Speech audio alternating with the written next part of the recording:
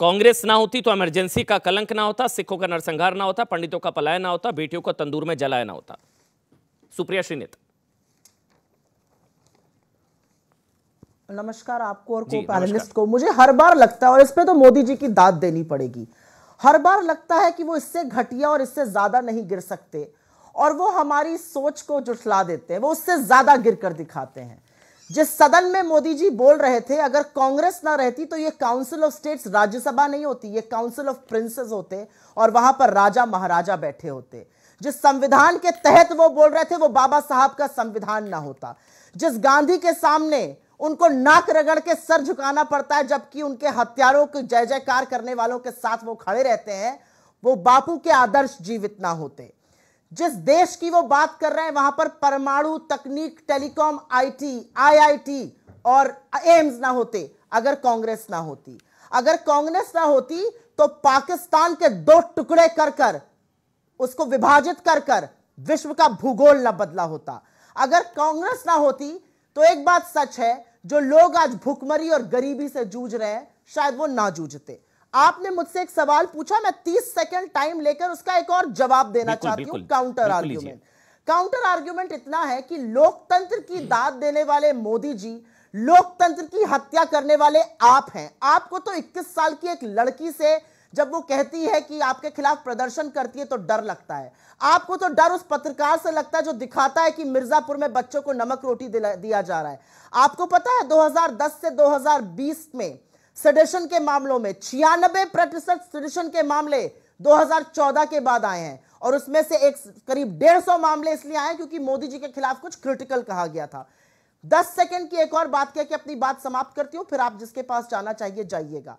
अगर मोदी जी ना होते तो आज देश के 84% जनता की आय कम ना हुई होती और धन्ना सेठ देश के 77% संसाधनों पे ना बैठे होते। अगर मोदी जी ना होते तो आज देश के युवाओं के पास नौकरी होती, क्योंकि पकौड़ा तलने का तेल भी 200 के पार हो गया है। अगर मोदी जी ना होते तो पेट्रोल 100 के पार नहीं होता और आटे का दाम तिगुना ना हुआ होता। अगर मोदी जी ना होते तो 60 लाख छोटे मझोले उद्योग बंद ना हुए होते। अगर मोदी जी ना होते तो मैन्युफैक्चरिंग में 3 करोड़ नौकरियां न गई होती। अगर मोदी जी ना होते तो 700 किसानों की शहादत नहीं होती, और दुगना करने वाली आय का जो जुमला उन्होंने दिया था 27 रुपए प्रतिदिन पे घटकर किसान की बेराजी ना होती।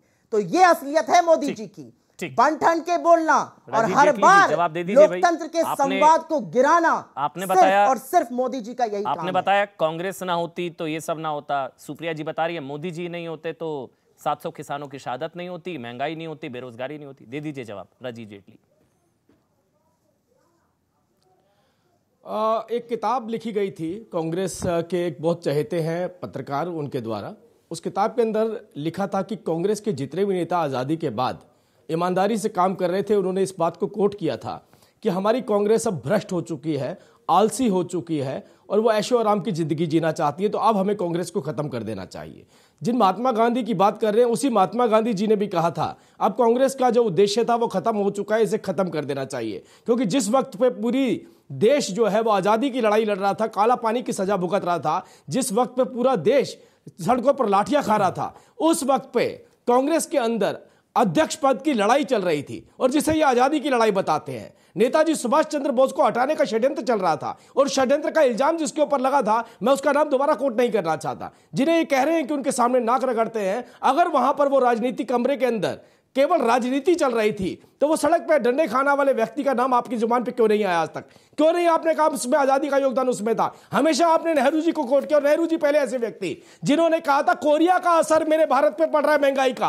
पहली बार जो लाल किले के ऊपर खड़े होकर अगर प्रधानमंत्री बोलते हैं, जब हमारा ग्लोबल इकोनॉमी सिस्टम नहीं था उस वक्त पे आपने कोरिया पर इल्जाम लगाया अपनी महंगाई का, ये नेहरू जी थे। और नेहरू जी के ऊपर आप बार बार बोलते रहे प्रधानमंत्री जी बोलिए। प्रधानमंत्री जी जब आपकी पोल खोली तो आप बताइए, आपके पास कोई जवाब नहीं था। अगर कांग्रेस ना होती, आप ये बता रहे कांग्रेस अकेली ऐसी राजनीतिक पार्टी थी जिस राजनीतिक पार्टी ने षड्यंत्र करके इसके 2 टुकड़े करे थे, और जिन्ना साहब ने, जिन्ना ने जो पोस्टर निकाला था, उस पोस्टर को चिपकाने वाले गांव क्षेत्र में जाकर के कांग्रेसी नेता हुआ करते थे। अरे आपने इस देश के 2 टुकड़े करे थे, आपने पाकिस्तान के 2 टुकड़े नहीं करे थे। गलतियों को बार-बार दोहराने से भविष्य थोड़ी ना अच्छा होता है। साथ में जोड़ दूं, मेरा एक सवाल है राजीव भाई, आपसे एक सवाल है।